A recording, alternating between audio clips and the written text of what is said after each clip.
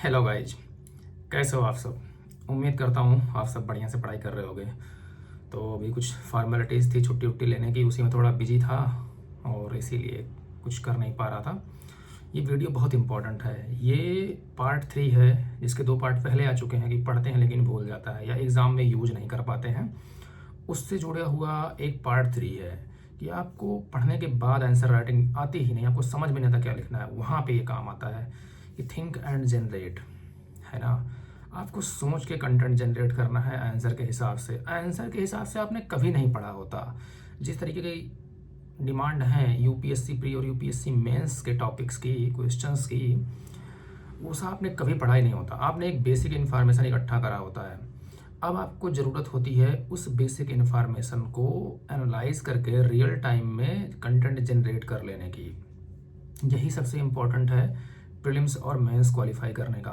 जो लोग कहते हैं ना कि टॉपर्स के पास कुछ स्ट्रेटजी है जो किसी को नहीं बताते, भाई वो यही स्ट्रेटजी है कि उनको सोच के विदाउट एनी प्रेशर जनरेट करना आता है। वो कंटेंट को जनरेट कर लेते हैं। उन्हें बहुत ज़्यादा पढ़कर रटने की ज़रूरत नहीं होती। वो एनालिसिस बैठ के सोचते नहीं हैं। उनको इतनी बार प्रैक्टिस कर लेते हैं, इतने आंसर लिख लेते हैं, इतना ज़्यादा सोच लेते हैं टॉपिक्स पे कि जब क्वेश्चन का लैंग्वेज जैसा होता है उसी फॉर्मेट में अपने माइंड से जो इन्फॉर्मेशन है उसमें से आंसर के अकॉर्डिंग कंटेंट निकाल लेते हैं। तो आपको यही करना पड़ेगा यूपीएससी जैसा एग्ज़ाम या यूपीपीसीएस जैसा एग्ज़ाम क्वालिफाई करने के लिए। तो बहुत ज़रूरी है जब आप पढ़ रहे हो ना, तो आपका जो पर्पज हो वो ये हो कि आप समझ के पढ़ते हो, जो मैंने पहले बता चुका हूँ कई सारे वीडियोज़ में। इसके 2 पार्ट जो पहले आए हैं जाके उसको देख लीजिए। अगर आपने नहीं देखा है तो फिर आपको प्रॉब्लम होगी ये करने में। इसके अलावा मैंने एक प्लेलिस्ट बना रखा है right way to study different subject करके, उसमें मैंने डाल रखा है। उसके भी और वीडियोज़ आएंगे, टाइम नहीं मिल पा रहा, बहुत सारे सीरीज़ के वीडियो चल रहे हैं और बहुत सारा काम भी चल रहा है, इसलिए मैं बना नहीं पा रहा हूँ। तो जैसा टाइम मिलता है मैं अपलोड करता हूँ वीडियो। तो वहाँ पे जब आप जाओगे तो आपको मालूम चलेगा आपको पढ़ना कैसे है, समझना कैसे है उस प्लेलिस्ट में। जब आप वो पूरा कर लो, है ना, मतलब कि इसके 2 पार्ट कि पढ़ते हैं लेकिन भूल जाता है और दूसरा प्लेलिस्ट वो, तब इस वीडियो को अगर आप देखेंगे तब आप ज़्यादा कनेक्ट कर पाएंगे। तो जब आप कोई भी टॉपिक पढ़ते हो, जैसे कि मान लो ज्योग्राफी का मैं कोई टॉपिक पढ़ रहा हूँ, प्लेट टेक्टोनिक ही आपने पढ़ा, प्लेट टेक्टोनिक का क्या यूज है ना। आपको कहीं नहीं ऐसा लाइन मिलेगा कि आपने पहले से ऐसा सोच रखा हो। आपको यही मिलेगा कि प्लेट टेक्टोनिक बहुत सारी मतलब जियोमॉर्फोलॉजिकल चीज़ों की व्याख्या करता है, जियोलॉजिकल चीज़ों की व्याख्या करता है। बट ये तो एक नॉर्मल सी चीज़ हो गई। लेकिन अगर क्वेश्चन में ये आ जाए प्लेट टेक्टोनिक डिजास्टर मैनेजमेंट में महत्वपूर्ण भूमिका निभाता है, या प्लेट टेक्टोनिक की जानकारी डिजास्टर मैनेजमेंट में महत्वपूर्ण भूमिका निभाती है, अब आप कैसे करोगे। अब अगर आप प्लेट टेक्टोनिक का इन्फॉर्मेशन यूज करो कि किधर से कौन सी प्लेट जा रही है, कहाँ पे वॉल्केनिज्म हो सकता है, कहाँ पे भूकंप आ सकते हैं, कहाँ पे भूकंप की तीव्रता क्या हो सकती है, ये सब प्लेट टेक्टोनिक डिसाइड कर देता है ना। अब आपको ये पता है तो आप उस तरीके से वहाँ की जियोलॉजी को स्टडी करके वहाँ पे वैसा शहर बसा पाओगे, वैसी बिल्डिंग बना पाओगे, वैसा डैम बना पाओगे जैसे हमारे हिमालय में होता है। ज़रूरी नहीं है आपने पढ़ रखा हो, लेकिन जब आपके सामने क्वेश्चन का लैंग्वेज आएगा ना तो आप रिवर्स सोच लोगे कि अच्छा ये तो हो सकता है, भाई मैंने कभी ध्यान ही नहीं दिया था। लेकिन ये तब होगा जब आप सही से पढ़ पाओगे। एस्से में थिंक एंड जनरेट बहुत ज़रूरी है। लोग पेस्टल प्रिंसिपल रट के बैठे हुए हैं, भाई 100 नंबर नहीं पहुंचेगा, मैं लाओ साइन करके दे दूँ जो पेस्टल प्रिंसिपल से एस्से लिख के आते हो यूपीएससी में। अभी 90, 60, 65, 80 तक सिमट जा रहे हैं लोग एस्से में। तो वो दिन गए जब पेस्टल प्रिंसिपल यूज करके लोग एस्से में हवाबाजी कर लेते थे कि बहुत अच्छे नंबर आ रहे हैं। अब वो नहीं होते। अब आपको एस्से में वही थिंक एंड जनरेट करना पड़ेगा। जितना ज़्यादा आप एनालाइज करके कंटेंट जनरेट कर लोगे अपने क्वेश्चन के अकॉर्डिंग, अपने टॉपिक के अकॉर्डिंग, उतना ज़्यादा ही नंबर मिलेगा। इसके लिए क्या करना है, देखो जब मैं पहली बार इससे मतलब इंटरव्यू दिया था उस बार मैंने 22 एस्से लिखे थे। जब मैं दूसरी बार इंटरव्यू दिया था उस बार मैंने 16 एस्से लिखे थे। लेकिन जब मैं तीसरी बार इंटरव्यू दिया था तो मैंने लिखा था 18 या 20 एस्से और फॉर्मेटिंग किया था 45 एस्से। तो ये मेरा स्ट्रेटजी था। इस बार का नहीं बताऊंगा हंस रहा हूँ, हंसी कर रहा हूँ भाई, बताऊंगा क्यों नहीं। इस बार बहुत ज़्यादा प्लान नहीं है। इस बार हम नेट फोकसिंग ऑन एस्से। इससे देखूंगा ही नहीं क्या होगा, जो होगा देखा जाएगा, बस यही प्लान है मेरा। तो ये ऐसा मैं क्यों कर रहा हूँ ये बाद में समझ में आएगा, डिस्कस करूँगा कभी। आप लोग ऐसा मत करना, आपकी अच्छी खासी वाट लग सकती है। तो क्या करना है आपको, फोकस इसी पे करना है कि थिंक एंड जनरेट। सारे कंटेंट को सोचो, सारे इन्फॉर्मेशन को सोचो, सारे एथिकल वैल्यूज को सोचो। जो भी टॉपिक आप पढ़ रहे हो उसको इतना सोचो ना कि उससे जो कंटेंट चाहिए वो एनालाइज कर लो। क्वेश्चन के अकॉर्डिंग सोचने की क्षमता विकसित कर लो, और ये सोचने की क्षमता तब आएगी जब आप समझ के पढ़े रहोगे। थिंक एंड जनरेट पे ही आपको जाना पड़ेगा। आपको ऐसा करना ना कि मुझे इन्फॉर्मेशन पता है, इससे जुड़ा कुछ भी अगर पूछ लिया गया तो मैं इसी इन्फॉर्मेशन के बेस पर double layer triple layer analyse करूंगा कंटेंट और निकाल लूँगा। इसका एग्जाम्पल यहाँ देना बहुत बहुत ही मुश्किल है।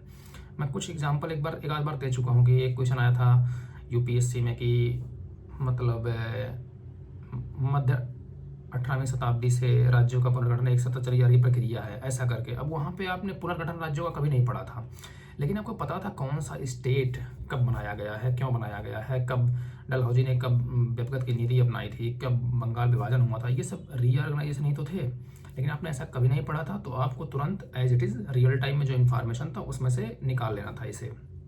इसी तरीके से इस बार पूछा कि वैदिक काल से चली आ रही बहुत सारी प्रथाएं, या वैदिक काल में जो प्रथाएं थी उसमें से अभी से क्या क्या बनी हुई हैं, ऐसा भी क्वेश्चन आ गया। अब आपको क्या करना था यहाँ पे कि आप को नहीं पता वैदिक काल की कौन सी प्रथाएं अभी चल रही हैं, लेकिन आपको रियल टाइम में जनरेट करना था कि वैदिक काल में क्या क्या चीज़ें थीं, है ना, कैसी सामाजिक आर्थिक राजनीतिक प्रथाएं थीं जो अभी भी दिखाई देती हैं, है ना, कैसे पूजा पाठ की पद्धतियाँ थी, कैसे त्यौहार थे, कैसे पुरुष महिला में कार्य विभाजन था, कौन पॉलिटिक्स में भाग लेता था, आर्थिक कृषि और पशुपालन में क्या वो चीज़ें थी, क्या अभी चली आ रही हैं, ऐसे क्वेश्चन। ऐसे ही मैं प्रेडिक्ट करूँगा अगर पूछ ले कि हड़प्पा कालीन की बहुत सी प्रथाएं आज के भारतीय सभ्यता में दिखती हैं, तो आप क्या करोगे? वहाँ पे शिव की पूजा होती थी, वहाँ पे जानवरों की पूजा होती थी, वहाँ पे पेड़ पौधों की पूजा होती थी, वहाँ पे लिंग एवं योनि की पूजा होती थी, वहाँ पे जो फूड प्रैक्टिसेस थी वो अभी भी हैं, जैसे जौ हो गया, ये सारी चीज़ें हो गई। वहाँ पे जो लेखन शैली थी वो तो नहीं बची है, पर लिखने की कला अभी भी बची है ना।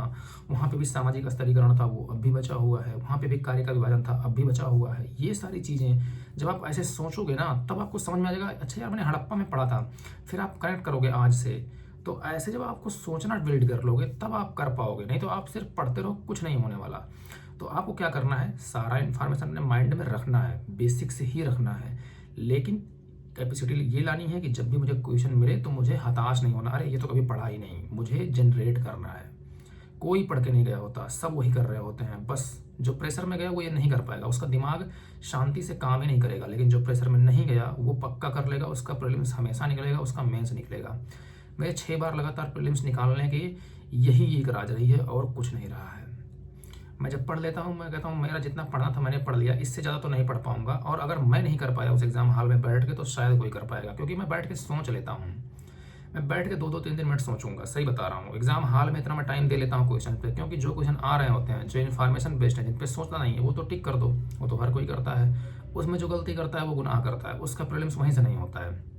जो सीधा टिक करने वाला क्वेश्चन है इन्फॉर्मेशन बेस्ड, कि पता है तो टिक कर दो, नहीं पता है छोड़ दो, गलती मत करो, लेकिन सही सही पता है और गलत हो गया तब फिर गया वो काम।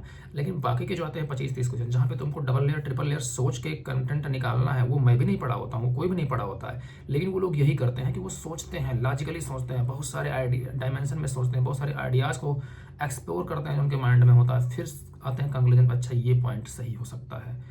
वो बहुत ही लॉजिकल रीजनिंग के बेस पे क्वेश्चन सही होते हैं। तो ये हो गया थिंक एंड जनरेट प्री का। मेंस का जो मैंने बताया कुछ एग्जांपल देके, हड़प्पा का, वैदिक काल का, एटसेट्रा, तो ये आपको ऐसे करना पड़ेगा तब जाके आप कर पाओगे। ये हर टॉपिक में करना पड़ेगा, इसके लिए आपको क्वेश्चन देखना पड़ेगा यूपीएससी का, अपना कंटेंट देखना पड़ेगा, उसी के बेस पे सोच के लिखना पड़ेगा। गूगल करके कुछ नहीं होने वाला, क्योंकि यूपीएससी गूगल का एग्जाम है नहीं। बहुत सारे टॉपिक का यूज करके एक क्वेश्चन लिखा जाता है यूपीएससी के मेंस में, एक टॉपिक पढ़ के कभी नहीं लिखा जाता है। तो वहाँ पे आपको थिंक एंड जनरेट ही करना पड़ेगा। तो फोकस इस डायमेंशन पे रखना। जो लोग इस बार मेंस लिख रहे हैं उनके लिए बहुत ज़रूरी है, जो फ्यूचर में मेंस लिखने वाले हैं उनके लिए तो भी ज़रूरी है। तो ये करते रहो, अभी से करते रहो। तो अगर चैनल आपने सब्सक्राइब नहीं करा है तो कर लो। मिलते हैं अगले वीडियोज़ में, धन्यवाद।